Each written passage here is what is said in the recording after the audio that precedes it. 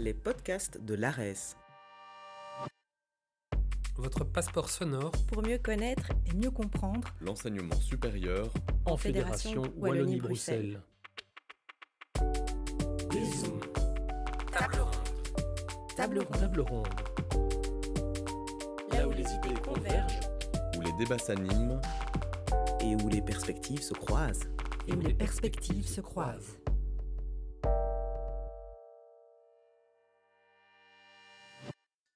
Bienvenue à toutes et à tous dans ce nouveau podcast. Aujourd'hui, on plonge dans le paysage du genre institutionnel dans l'enseignement supérieur à l'ARES. Pour ce faire, nous recevons Alain Wilquin, coprésident de la COGES, Laurence Rosier, présidente du comité Femmes et Sciences, organe hébergé par l'ARES, et Selma Bellal, coprésidente d'un autre organe hébergé par notre académie, la Conférence des personnes contact genre. Comment ces instances travaillent-elles ensemble pour développer des politiques publiques cohérentes en matière de genre ? C'est ce qu'on vous propose de découvrir aujourd'hui. Au programme, un dézoom qui prend la forme d'une table ronde autour de laquelle les idées se croisent et prennent vie. Laurence Rosier, Selma Bellal et Alain Wilquin partagent leurs expériences et éclairent les enjeux liés au genre dans le milieu académique. Le tout animé par les deux référentes genre de l'ARES, Maria Moreno et Laurence Vincent. Dans cet épisode vont être abordés des sujets comme la communication inclusive, le wokisme et puis le rôle de l'ARES dans ces enjeux. Préparez-vous pour une discussion passionnante et riche en idées nouvelles. Bonne écoute!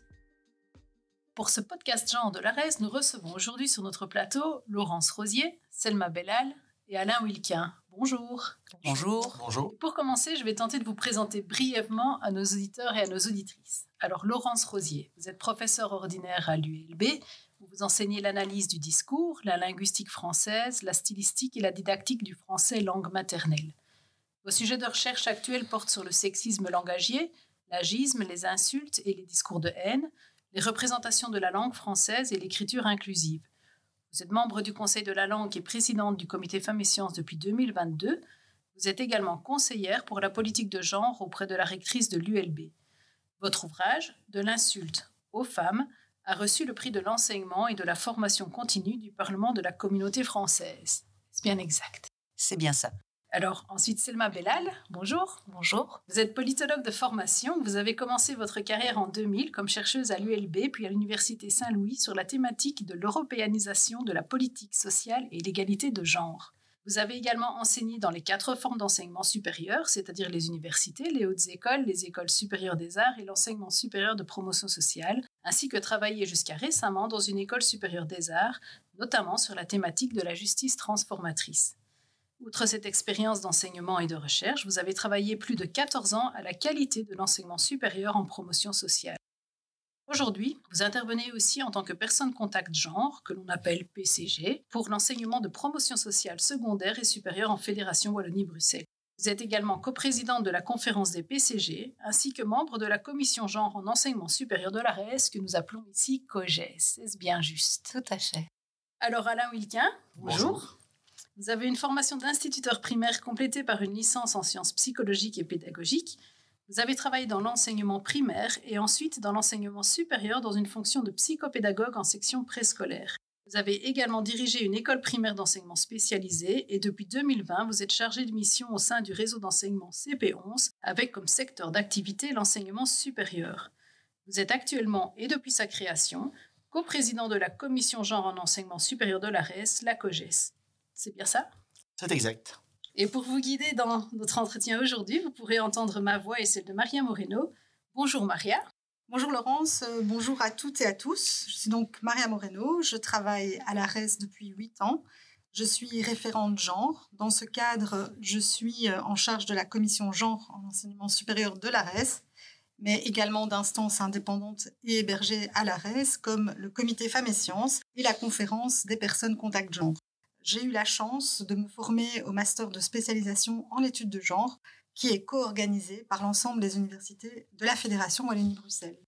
Merci Maria. Et donc moi-même, Laurence Vincent, et tout comme Maria, je suis référente genre pour l'ARES. J'ai en charge la COGES et la conférence des personnes contact genre.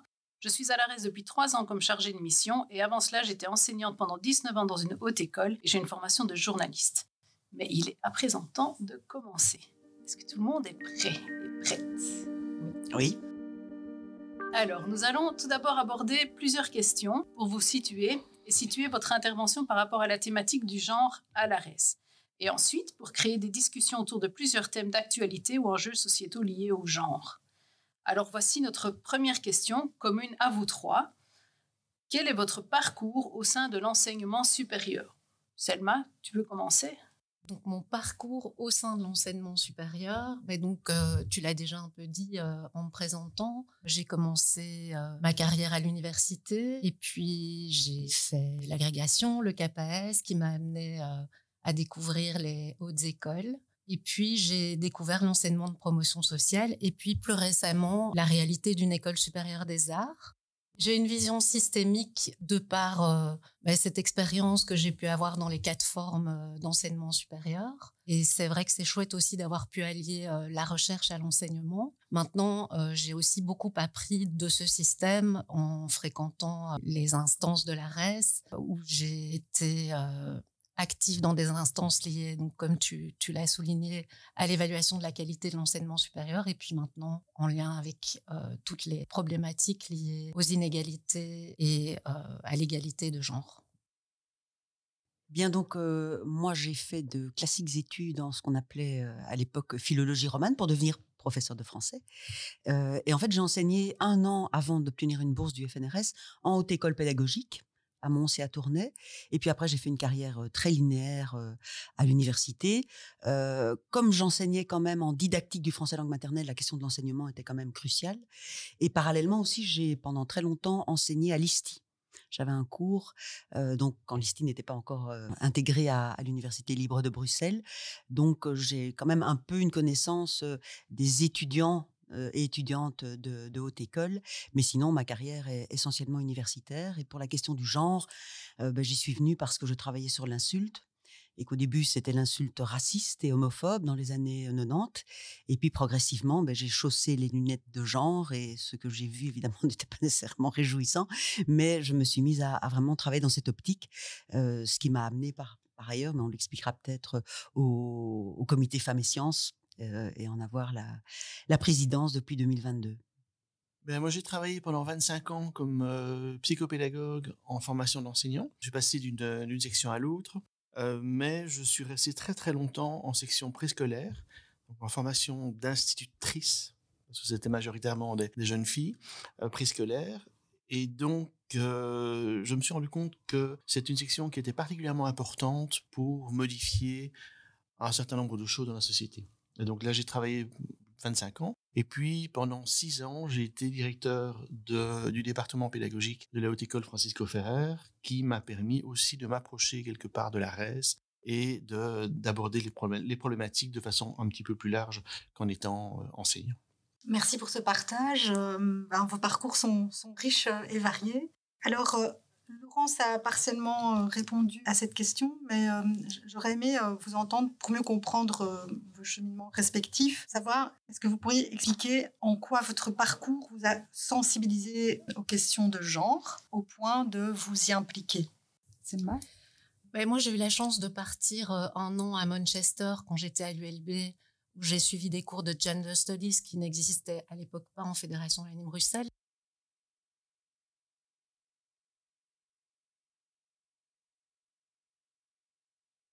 Ouvert l'esprit et donné envie de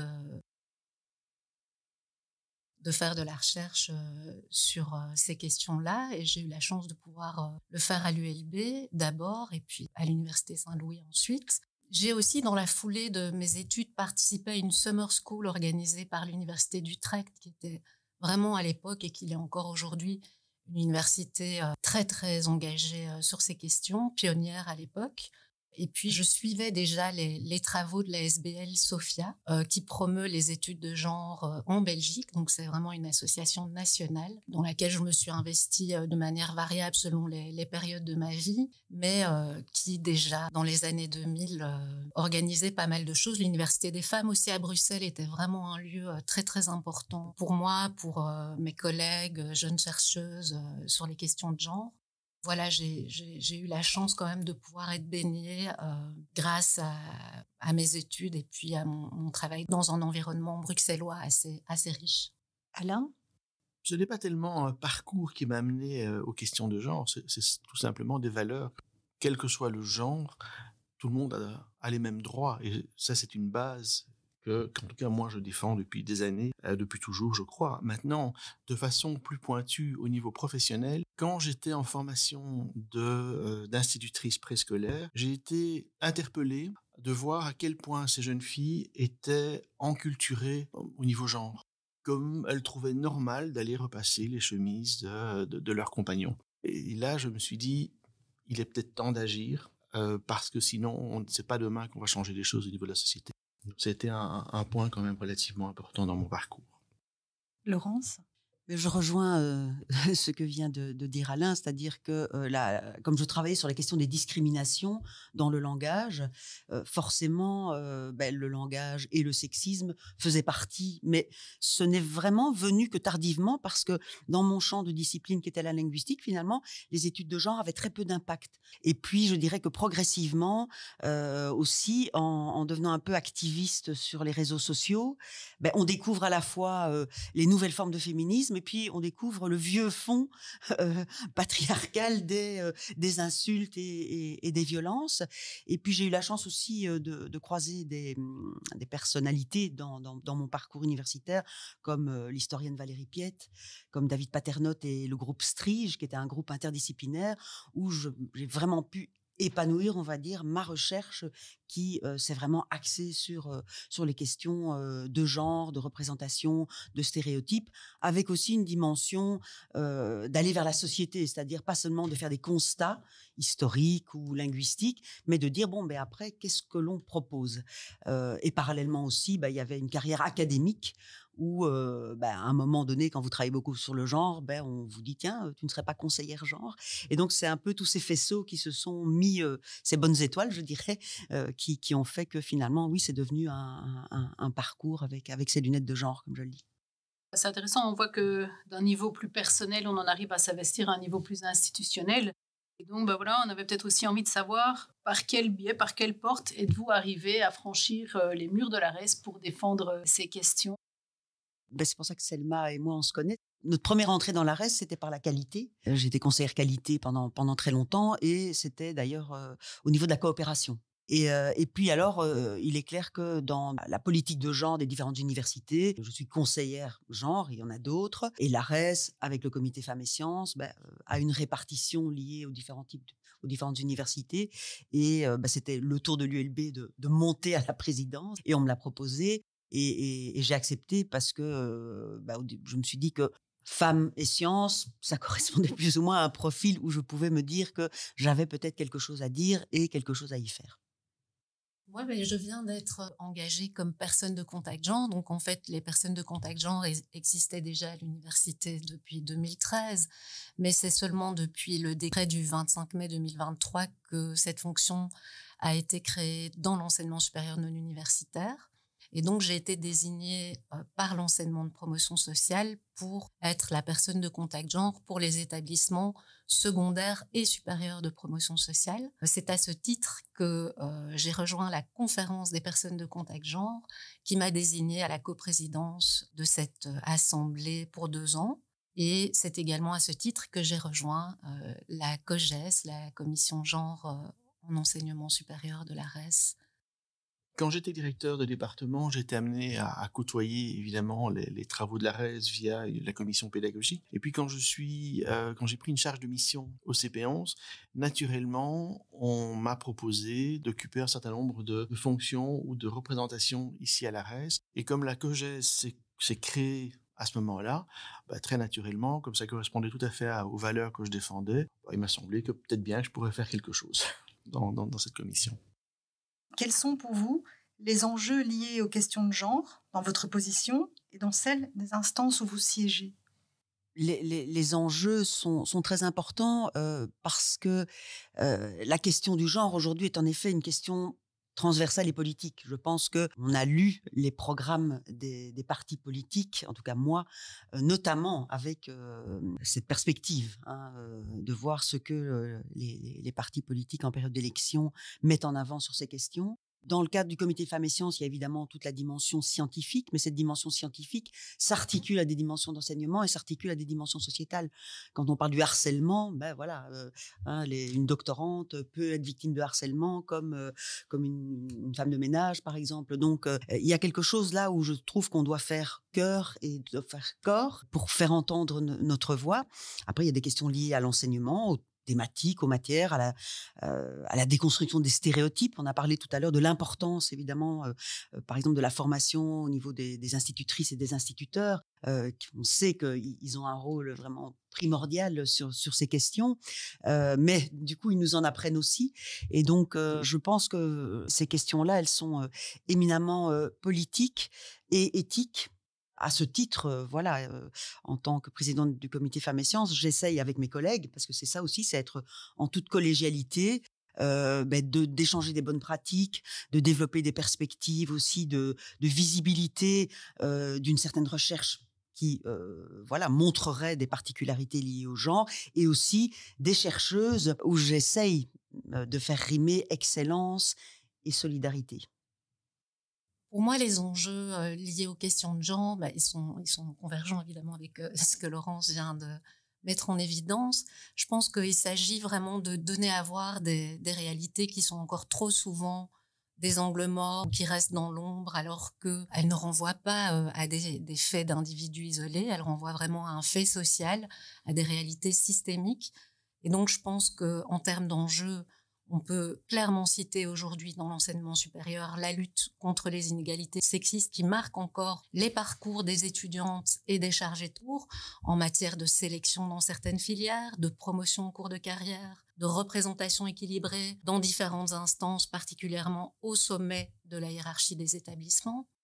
Je pense aussi qu'un second grand enjeu, c'est la prise en compte du caractère structurel des violences dans la lutte contre les violences sexuelles, le harcèlement, les discriminations. Donc il faut, même si les législations existent et sont claires, il faut s'atteler à ce qu'elles soient respectées, voire à ce qu'elles soient renforcées pour faire en sorte en fait que certaines choses qui ne sont pas encore assez explicites, notamment en termes de poursuite dans l'application des législations antidiscrimination, puissent l'être au sein des règlements, pour faire en sorte que les cadres administratifs ou réglementaires puissent être renforcés quand le droit social ne s'applique pas directement. Donc je pense qu'il y a vraiment cette reconnaissance structurelle sur laquelle il faut travailler pour contribuer à renforcer des attitudes de bienveillance envers les situations des victimes, de reconnaissance de ce qui se passe sur le terrain, sans préjudice évidemment des droits fondamentaux des auteurs ou autrices présumées.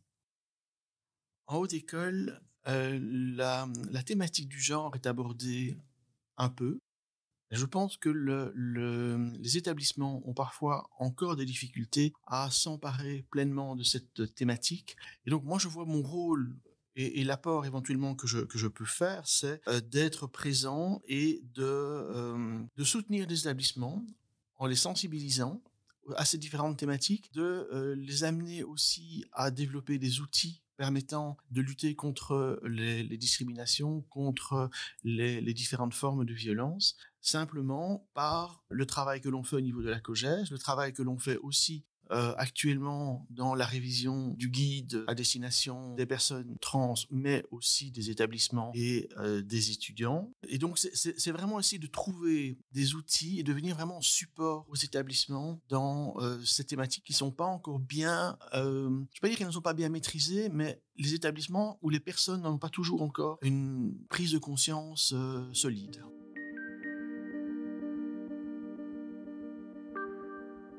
Donc on arrive au deuxième temps de ce podcast. Dans cette partie, nous avions envie de vous entendre sur des thématiques d'actualité. On a donc préparé quelques questions auxquelles vous pourrez réagir librement. Et cette question, pour commencer, dans le nord du pays, dans les campagnes électorales, on a beaucoup parlé de wokisme comme d'un poison pour la démocratie ou d'un virus qui se propage dans le milieu académique. À votre avis, peut-on craindre une censure dans les contenus d'enseignement et de recherche ? Cette menace pour la liberté académique qui est brandie par l'extrême droite est-elle bien réelle ? Si je peux faire ma linguiste de service, je rappelle quand même que woke veut dire être éveillé aux discriminations, qu'il y a eu tout un parcours sémantique et une traversée de la mer qui a soudain changé complètement le sens de ce terme qui est aujourd'hui instrumentalisé, on va le dire, par la droite et l'extrême droite, pour désigner en effet toute une série de choses qui n'ont pas nécessairement en commun. On va, par exemple, celles qui vont pratiquer l'écriture inclusive vont être qualifiées de wokistes, les personnes décoloniales vont être qualifiées de wokistes. Donc c'est un fourre-tout. Alors c'est assez facile finalement de désigner comme ça sous cette étiquette très large toute une série que ce soit des personnes ou des champs de recherche, certains, le master genre que tu as fait, a été désigné comme pouvant justement être néfaste parce que propageant du wokisme, ce qui pour moi est très grave. On attaque une liberté académique au nom de principes pseudo-politiques. Je ne peux que vraiment souscrire à tout ce que Laurence vient de dire. Je ne sais pas ce que je pourrais rajouter, si ce n'est qu'il y a une forme d'intolérance que nous devrions avoir par rapport à quelques discours qu'ils soient qui attaquent les personnes qui finalement ne font que défendre des droits fondamentaux et que c'est extrêmement, extrêmement dangereux et préoccupant et qu'il ne faut certainement pas se taire ou se laisser faire par rapport à ce type de discours. Je ne peux que soutenir ce qui a été dit. Je crois qu'il faut être très, très vigilant quant à ces discours pseudo-bien-pensants qui, finalement, véhiculent soit des valeurs, soit des messages qui sont particulièrement vicieux. Justement, Alain, tu en parlais un peu tout à l'heure, mais donc, dans ce contexte, est-ce que vous pensez que l'enseignement supérieur, et plus particulièrement les contenus de formation ou de recherche, puissent avoir un impact sur ces questions sociétales pour justement contrer certaines tentatives de censure qui existent ou pour justement éveiller les consciences? Ça me semble-t-il le rôle de l'enseignement, d'éveiller les consciences, de sensibiliser, de construire l'esprit critique. Et donc, c'est vraiment ce qu'on attend, me semble-t-il, de tous les enseignements pour tous les étudiants. C'est d'être à un moment donné armé le mieux possible pour pouvoir construire et développer des idées argumentées. Oui, je pense que la question, en effet, de la liberté critique, de la critique des sources, qui est très importante aujourd'hui, parce que la circulation via les réseaux sociaux de tous les savoirs, je ne les critique pas, parce qu'évidemment, c'est grâce à ça aussi qu'on a accès à toute une série de savoirs, mais il faut savoir comment sont construits ces savoirs et les pseudo-savoirs. Et donc, l'enseignement est évidemment essentiel pour cette dimension de critique, de tolérance, d'ouverture d'esprit, d'argumentation, et de construction aussi de contre-discours. Et là, si je peux me permettre, parce que je sens une perche que je me voudrais de ne pas saisir, je trouve que, en l'occurrence, la promotion d'une offre structurelle de formation en genre dans l'enseignement supérieur, voire secondaire en Fédération Wallonie-Bruxelles, est vraiment quelque chose d'intéressant, que ça soit sous la forme de cours vraiment dédiés à la thématique ou via l'inclusion de la dimension de genre de manière transversale au sein de l'ensemble des cours. Je pense que c'est vraiment une offre de formation qui permet de sensibiliser et former la population étudiante à la nécessité de déconstruire les inégalités systémiques. Et donc certainement toutes les disciplines gagnent en qualité à être passées au crible du genre, mais je pense que, en l'occurrence, certaines disciplines perdent quand même une certaine forme de crédibilité scientifique quand elles se privent de cette perspective critique-là, comme les sciences de la santé, l'enseignement, l'histoire, les sciences humaines et sociales au sens large. Et là, je pense que le comité Femmes et Sciences, les travaux du comité Femmes et Sciences l'ont encore démontré de manière assez limpide récemment lors d'un événement de l'ARES autour de la question du genre et de la santé. Mais voilà, je pense que si on parle d'esprit critique, d'éducation à la citoyenneté, on ne peut pas faire l'économie du développement d'une offre plus structurelle de formation en genre qui invite à la déconstruction des inégalités systémiques. Et au-delà des contenus de formation, il y a aussi tout le contenu législatif. Alors, tout le monde ici autour de la table connaît le décret féminisation, mais nos auditeurs et nos auditrices ne le connaissent peut-être pas. Est-ce que l'un ou l'une voudrait nous le résumer succinctement? Qu'est-ce que ce décret féminisation? Linguiste de service numéro 2. Alors, donc, ce décret qui abroge celui de 1993, puisque depuis 1993 quand même, on avait déjà un décret pour la féminisation des titres et des fonctions. Ce décret-ci est plus inclusif au sens où il parle à la fois de renforcer la visibilité des femmes dans l'espace public par la manière de les nommer et institutionnelle, mais aussi de lutter contre les discriminations de genre. Alors concrètement, qu'est-ce que ça a comme impact dans le langage, évidemment oral et dans l'écriture des communications institutionnelles, hein, votre liste de courses, vous n'êtes pas obligé de la féminiser, mais c'est d'une part, en effet, d'utiliser des féminins audibles. On a vu, par exemple, le succès de Autrice, hein, qui a supplanté auteur que l'on ne disait pas comme ça, mais aussi de pratiquer conjointement ce qu'on appelle une communication qui est plus épicène, hein, de dire, par exemple, la direction, où là, les questions de genre sont neutralisées. Et suivant évidemment les contextes, l'idée c'est d'avoir une écriture et un langage qui visibilise et qui en fait est une communication respectueuse. C'est simplement se dire à qui je parle, est-ce que je commets des stéréotypes, est-ce que j'exclus, hein, si je suis par exemple, tout à l'heure Alain a dit, il a parlé d'institutrice, il a utilisé un féminin générique en disant parce que finalement j'avais essentiellement des jeunes filles qui faisaient ce type de formation. Donc le langage, là, reflète en partie la réalité et essaye aussi évidemment de mobiliser, puisque quand on visibilise, il y a une question politique. Hein. Si on nous montre de plus en plus de femmes, on sait que ça a un pouvoir d'émancipation pour les jeunes, hein, les petites filles, qui se sentent à ce moment-là intégrées dans la communication, alors que quand on parlait au masculin générique, eh bien, par exemple, elles ne l'étaient pas. Et ça évite aussi tout ce qui est discrimination de genre de façon plus large, c'est-à-dire des personnes non binaires et qui voudraient être désignées au-delà des identités de genre qui sont quand même toujours très binaires et très assignées socialement. Très optimiste de parler du masculin générique au passé. Oui, écoute, il faut hein, dire c'est faire, dire c'est inclure, comme le dit le titre de la brochure, alors voilà, ça commence par le langage. J'imagine, Selma Alain, vous êtes d'accord de dire aussi que quelque part, le langage peut arriver à changer les mentalités.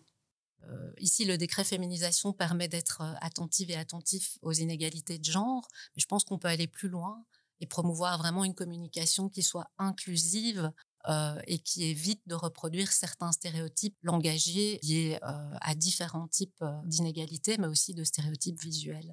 Donc, promouvoir plus d'inclusivité, en fait, et permettre à un moment donné de pouvoir parler d'égalité au sens large, qui passe aussi par la communication au sens large, ça serait l'idéal à atteindre et vers lequel, il me semble, on avance plus concrètement, notamment grâce à ce travail autour de l'écriture inclusive. Même si l'écriture inclusive est quand même très difficile à utiliser, c'est que c'est contre nature, entre guillemets, nature n'étant pas le bon terme, c'est contre habitude. Donc ça demande effectivement un effort, mais qui est tout à fait réaliste et réalisable. Toutes ces politiques d'égalité et dispositifs comme la communication inclusive sont certes des leviers, mais elles sont parfois réduites à des déclarations d'intention, en tout cas perçues comme insuffisantes. Je pense par exemple aux études et aux métiers que l'on regroupe dans les STEAM, donc un acronyme pour désigner la science, la technologie, l'ingénierie et les mathématiques. Ce sont des domaines dits prestigieux et particulièrement masculins, où l'on peine à attirer les femmes, et lorsqu'elles y sont, où elles dépensent encore beaucoup d'énergie à prouver leur légitimité. Et dans l'autre sens, on a des filières dites plus féminines qui sont dévalorisées. Et donc, malgré les nombreuses actions de sensibilisation, on a l'impression que les mentalités sont encore imperméables au décloisonnement des filières stéréotypées. Alors, question pour vous, comment parvenir à une participation plus équilibrée ? Je pense que ce travail de déconstruction du dualisme de la valorisation, finalement, entre des filières de formation et de profession qui, en général, si elles sont typiquement masculines, vont être associées à une reconnaissance des qualifications plus importante, qui va se traduire par des statuts socio-professionnels plus avantageux que dans les filières dites typiquement féminines où les qualifications sont pourtant tout aussi importantes et en général renvoient à des métiers qui sont essentiels dans la société. Et donc, malgré ça, en effet, on se rend compte qu'aujourd'hui, on a ce dualisme de la valorisation entre ces différentes qualifications et qu'on a aussi une forme de processus d'effet de sélection qui va s'ancrer dans les processus d'orientation où la place du genre, en fait, dans les facteurs contextuels qui vont déterminer les processus d'orientation est encore très importante aujourd'hui. Donc, ça renvoie à des situations de discrimination qui persistent au sein des formations pour les personnes qui sont minorisées. Je pense particulièrement aux formations dites typiquement masculines, où les femmes qui sont représentées de manière minoritaire sont, la littérature dans le domaine du genre l'a largement démontré, plus susceptibles de rencontrer des situations de discrimination. Et donc, concrètement, qu'est-ce qu'on peut faire pour déconstruire en fait ce dualisme de la valorisation? Je pense que évidemment, on peut prendre appui sur la sensibilisation à destination des membres des personnels de ces formations typiquement masculines, en l'occurrence pour travailler sur les effets de socialisation, puisqu'on sait que c'est la socialisation qui contribue en fait à reproduire ce dualisme de la valorisation. Je pense qu'on peut aussi organiser des journées de réflexion menées de concert, pourquoi pas, entre l'enseignement et les milieux professionnels, puisque ce qu'on connaît comme dualisme dans les formations reflète aussi une réalité sociale et socio-professionnelle. Je pense que c'est intéressant aussi de travailler sur les mécanismes d'orientation pour que ces contextes soient plus conscients et que les effets de sélection qu'ils peuvent générer soient plus conscients aussi chez les membres des personnels responsables de l'orientation, qui parfois, en fait, vont éviter d'orienter vers des formations typiquement masculines pour protéger les étudiantes de discrimination, de situations difficiles qu'elles pourraient y vivre. Donc tout ça est évidemment construit socialement, mais conduisent finalement à reconduire ce dualisme et contrevient à une forme de transformation sociale. Voilà, je crois qu'il faut reconnaître les difficultés qui existent sur le terrain pour les personnes qui sont représentées comme ayant fait des choix atypiques et sortir d'une banalisation aussi des discriminations qui peuvent être vécues par ces personnes dans ces formations atypiques en faisant un travail de sensibilisation.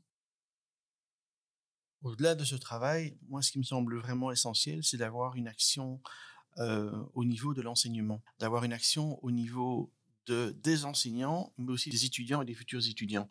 Pour travailler, je parlais tout à l'heure des institutrices préscolaires, il est indispensable de travailler sur une déconstruction du modèle qui est ancrés dans leur fonctionnement, que ce soit de façon tout à fait technique en choisissant des livres qui ne sont pas nécessairement genrés, ou en tout cas s'ils sont genrés, qu'ils soient choisis avec une intention bien déterminée et que les enseignants soient capables d'analyser en tout cas l'outil, mais de façon beaucoup plus large, d'amener les étudiants à sortir du cadre de l'enculturation pour que les jeunes filles aient l'audace, le courage et la possibilité surtout d'aller vers d'autres secteurs que ceux qui leur sont généralement assignés. La question du genre a ouvert la question aussi de la nécessité de changer de modèle de façon plus large, des modèles peut-être plus égalitaires. J'ai dit tout à l'heure que excellence devait rimer avec solidarité. C'est clair qu'on a aussi des modèles, que ce soit du côté patronal ou du côté de la recherche, d'une espèce d'héroïsation de parcours individuel. Et le genre nous fait aussi comprendre, mais aussi dans la dimension plus intersectionnelle, que peut-être en ayant des modèles collectifs et en changeant profondément des modèles qui sont liés finalement à la compétitivité et pas à la solidarité, eh bien qu'on pourra peut-être aussi conjointement changer les choses. Il n'y a rien de plus fort que les stéréotypes, les imaginaires et les représentations. Et on le voit justement avec la langue, par exemple. Et donc, on ne doit pas s'étonner que ça mette du temps. Mais je pense qu'il faut vraiment... Alors, on va passer par des modèles d'héroïsation. On en a besoin d'avoir des femmes, une femme qui a le prix Nobel ou ce genre de choses. Mais après, c'est une dimension plus collective, je pense, et qui aura des répercussions de façon mixte, je veux dire, pas seulement pour la question des femmes, mais des hommes, et finalement au-delà des identités de genre. Et donc, par votre parcours, par votre investissement, vous êtes donc arrivé à l'ARES, dans un organe hébergé. Alors, vous savez que l'ARES a des missions par décret. Est-ce que vous pensez que parmi ces missions, cela donne une force à l'ARES pour essayer de changer les choses ? Absolument. Je pense à plusieurs égards. On a évoqué la question de la prise en compte transversale du genre, d'une manière intersectionnelle dans ces travaux qui existent déjà et qui pourraient encore sans doute être renforcés. Mais je pense aussi à l'action que l'ARES peut mener par le biais de son service assurant un système de collecte, d'analyse et de recherche et de diffusion d'informations statistiques qui pourrait lui permettre encore davantage de soutenir la définition d'indicateurs sexo-spécifiques à même d'alimenter vraiment l'organisation de collecte de données régulières qui permettrait de davantage pouvoir évaluer les problèmes et les solutions qui sont mises en œuvre quand on a notamment pour ambition de lutter pour l'égalité de genre. Et donc, je pense que sans statistiques, on reste d'une certaine manière aveugle par rapport aux défis à relever. S'ils ne sont pas quantifiés, si on ne peut pas vraiment quantifier l'ampleur des problématiques sur le terrain, mais on garde ces angles morts dont je parlais tout à l'heure. Mais je pense aussi dans l'évaluation des mesures mises en œuvre et des plans d'action mis en œuvre, c'est important à un moment donné de pouvoir s'inscrire dans une dynamique un peu diachronique de récolte qui permet de pouvoir voir comment on avance. Est-ce qu'on avance ou pas? Est-ce que des progrès sont engrangés ou pas par rapport aux politiques qui sont insufflées dans nos établissements et en l'occurrence à travers les travaux des commissions de l'ARES? Oui, je pense qu'en effet, les chiffres sont des arguments, notamment des arguments politiques, dans le cadre aussi d'un développement de la recherche sur des questions liées au genre. Il est clair que l'idée qu'on puisse promouvoir un type de recherche sur des zones grises ou sur des biais ou sur des éléments qui n'auraient pas été mis en avant est essentielle, avec une recherche à la fois quantitative et qualitative. La structure de l'ARES fait que c'est un lieu unique de rencontre entre les différentes formes d'enseignement supérieur. C'est une opportunité aussi d'avoir des échanges sur les réalités dans ces différents types d'enseignement. Et de par son fonctionnement, je crois que l'ARES peut aussi apporter énormément dans...